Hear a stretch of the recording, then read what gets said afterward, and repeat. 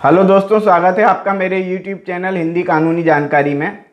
आज हम बात करेंगे आईपीसी की धारा 403 और 404 के बारे में। आईपीसी की धारा 403 और 404 जो है वो गबन के बारे में दी गई है। इससे संबंधित हम बात करते हैं। गबन क्या होता है? गबन मतलब कि संपत्ति का आपराधिक दुर्विनियोग, मतलब उसका गलत इस्तेमाल, मतलब अमानत में खयानत करना। कोई वस्तु आपकी नहीं है और आपके द्वारा उसका दुर्विनियोग कर लेना, यह है गबन। इसको हम उदाहरण से समझ लेते हैं कि गबन क्या चीज है। कुल मिला के कोई एक बैंक का क्लर्क है और जो है वो कैशियर के रूप में काम करता है और केस जो है वो लेकर के जमा करने का काम उसका है और वो केस घर पे लेकर के आ गया, यानी कि नगद राशि जो है जो उसे बैंक में रखनी चाहिए थी, लेकिन वो घर पे लेकर के आ गया और उसने वो राशि अपने उपयोग में ले ली। इसका मतलब ये है कि उसने संपत्ति का दुर्विनियोग कर लिया, यानी कि वो संपत्ति उसकी नहीं थी, वो बैंक की संपत्ति थी, लेकिन उसने वो अपने काम में ले ली। एक और दूसरे उदाहरण से हम समझते हैं कि मान लेते हैं कि किसी व्यक्ति को लाइब्रेरी में जाकर के किताब पढ़ने की अनुमति है। वो डेली जाता है और किताबें पढ़ता है। कुछ किताबें वो घर पर भी लेकर के आके पढ़ता है और जाकर के बाद में जमा भी करवा देता है। लेकिन यदि वो ऐसा करे कि वो जाकर के किताबों को वापस ना करे या उनमें से कोई एक आध किताब उसको पसंद आ जाए, वो ये कहे कि अब ये किताब तो बहुत अच्छी है और ये किताब बाजार में कहीं मिलेगी नहीं, इसको मैं रख लेता हूं, यदि वो ऐसा करता है तो इसका मतलब ये है कि वो गबन करता है। कुल मिला के जब तक वो किताब ला रहा था, ले जा रहा था और उसकी नीयत साफ थी, तब तक ये माना जाएगा कि उसने गबन नहीं किया। लेकिन जैसे ही उसकी नीयत खराब हुई उस किताब के प्रति, वो किताब उसने रख ली या उसने किसी दूसरे को विक्रय कर दी, यानी कि वो संपत्ति उसकी नहीं थी और उसने जो है उसका गलत इस्तेमाल कर लिया, इसका मतलब ये है कि उसने गबन किया है। इसको तीसरे उदाहरण से और हम समझ लेते हैं कि मान लेते हैं कि दो दोस्तों के बीच में एक कार है। दोनों दोस्तों ने मिलकर के उस कार को खरीदा है। दोनों वो कार चलाते हैं, लेकिन एक दोस्त एक दिन जो है अपने दोस्त से कहता है कि ये कार मैं लेकर के जा रहा हूं, और वो ले जाता है कार को और जाकर के बाजार में विक्रय कर देता है। इसका मतलब ये है कि दोस्त की जानकारी के बिना ही उसने उस कार को विक्रय कर दिया, अर्थात उसने संपत्ति का दुर्विनियोग किया, आपराधिक दुर्विनियोग किया, यानी कि उसने गबन किया। अब हम बात कर लेते हैं कि गबन के लिए सजा क्या हो सकती है। यदि कोई व्यक्ति गबन करता है तो उससे संबंधित हम जान लेते हैं कि सजा क्या होती है। इसमें है 2 वर्ष की सजा, और मतलब 2 वर्ष का कारावास है, या फिर जुर्माना है, या फिर दोनों। यानी या तो किसी व्यक्ति को 2 वर्ष तक की सजा हो सकेगी, या जुर्माना हो सकेगा, या फिर दोनों हो सकेंगे। अच्छा, एक क्वेश्चन मैं यहां पर रखता हूं। मान लेते हैं कि कोई व्यक्ति जो है बाजार में जा रहा है और बाजार में उसको सोने की अंगूठी मिल जाती है और वो अंगूठी अपनी जेब में रख लेता है। लेकिन उसको बाद में ये पता चलता है कि ये अंगूठी तो जो है वो किसी फलाने व्यक्ति की है, या रमेश की है, सुरेश की है, किसी की भी वो अंगूठी है, और वो ये सोचता है कि ये अंगूठी मैं वापस कर दूं। तो इसका मतलब ये है कि उसने संपत्ति का दुर्विनियोग नहीं किया है, गबन नहीं किया है। लेकिन यदि वो अंगूठी अपने पास रख लेता है तो जैसे ही उसकी नीयत उस अंगूठी को अपने पास रखने की हुई, उसी समय जो है ये माना जाएगा कि उसने गबन कर लिया, क्योंकि उसको पता है कि वो अंगूठी उस फलाने व्यक्ति की है, तब भी वो वापस नहीं कर रहा है। इसका मतलब ये है कि उसने गबन किया है।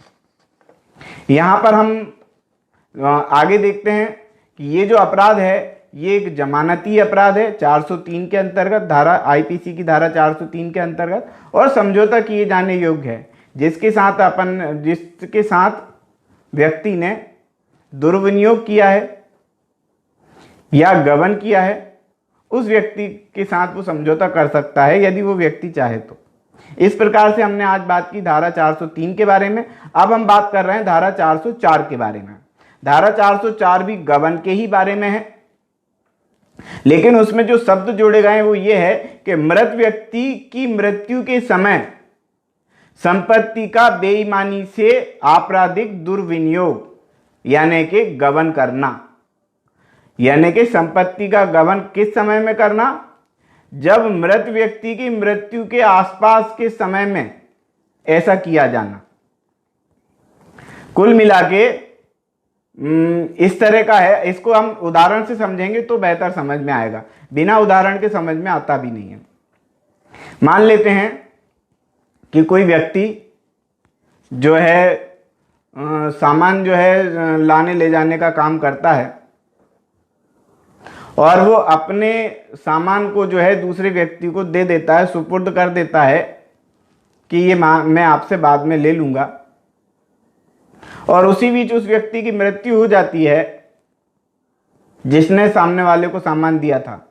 अब सामने वाले की नीयत खराब हो जाती है इस बात पे कि अब वो तो मर गया, तो अब कौन को अपन सामान काहे को वापस दें।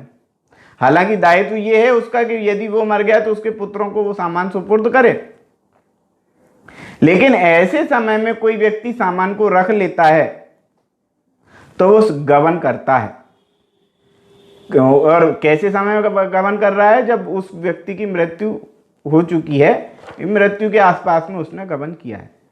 एक और उदाहरण से हम इसको समझते हैं कि किसी व्यक्ति ने दूसरे व्यक्ति को 10,000 रुपये दिए और 10,000 रुपये देने के पश्चात वो व्यक्ति जो पैसे देने वाला है वो मर गया। अब ऐसे समय में जो पैसे लेने वाला व्यक्ति था, यदि वो पैसे वापस नहीं करता है ईमानदारी से, मतलब सामने इसके तो पुत्र पुत्री को पता ही नहीं है कि पैसे दिए भी हैं कि नहीं दिए हैं, लेकिन यदि बाद में ये पता चलता है कि सामने वाले से पैसे लेने थे नहीं दिए, तो वो रिपोर्ट कर सकते हैं। कुल मिला के ये है, यदि वो रिपोर्ट करें या ना करें, या प्रकरण पंजीबद्ध हो या ना हो, लेकिन यदि आदमी की नीयत खराब हो गई तो ये मान लेना कि उस समय उस व्यक्ति ने वो अपराध किया है। अपराध साबित होना ना होना ये बात का विषय है, लेकिन अपराध हो चुका यदि बेईमानी की नीयत मन में आ गई तो। इस प्रकार से हमने ये समझा। अब ये जानते हैं कि मृत व्यक्ति की मृत्यु के समय यदि कोई संपत्ति का दुर्विनियोग कर रहा है, गबन कर रहा है। अच्छा, यहाँ पर एक बात विशेष ध्यान देने वाली बात है कि यहाँ पर सिर्फ और सिर्फ चल संपत्ति का ही दुर्विनियोग यानी कि गबन हो सकता है, अचल संपत्ति का नहीं हो सकता है, या अचल संपत्ति को इसमें शामिल नहीं किया गया है। इस प्रकार से आप इसको समझें। यहाँ पर हम बात करते हैं कि यदि मृत व्यक्ति की मृत्यु के समय में उस व्यक्ति के साथ दुर्विनियोग किया गया है या गबन किया गया है, तो उसको कितनी सजा होगी? जिसने गबन किया है उसको सजा होगी 3 वर्ष का कारावास या आर्थिक दंड, या फिर दोनों। यानी कि या तो 3 वर्ष तक का कारावास हो सकेगा, या आर्थिक दंड हो सकेगा, या फिर दोनों हो सकेंगे उसको।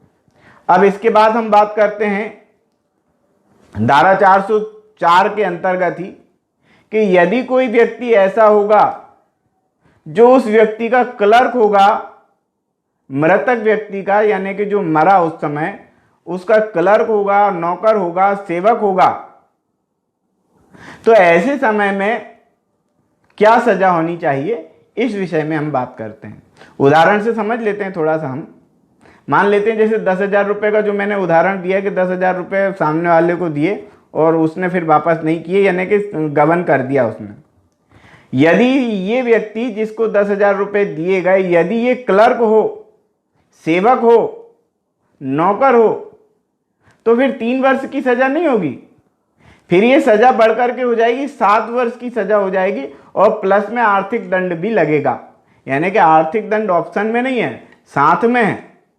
यानी कि आर्थिक दंड भी होगा और 7 वर्ष तक की सजा भी हो सकेगी। ये जमानती अपराध है, लेकिन समझौता किए जाने योग्य अपराध नहीं है, जबकि धारा 403 वाला जो अपराध है वो समझौता किए जाने योग्य है।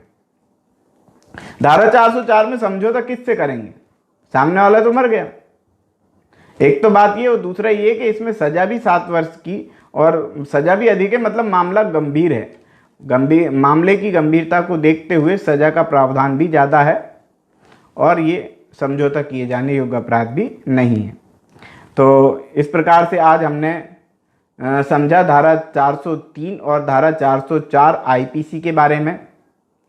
इससे संबंधित और भी यदि आपके कोई क्वेश्चन हैं तो आप कमेंट्स में लिख करके वो क्वेश्चन ज़रूर करें।